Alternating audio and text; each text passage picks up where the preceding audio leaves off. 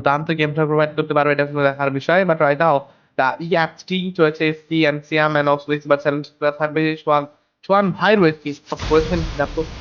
সামনে গিয়েছেন foreign player has already পার সোহান ভাই একটা ব্যাক ড্যামেজ ড্রপ করবে এখান থেকে দেখতে পাচ্ছি নাফিয়ানকে নক নিয়েছেন কনফার্ম করলেন কিন্তু ফিরে এবার তো এটা ভালো গেম প্লে চলছে তাদের সাইড থেকে।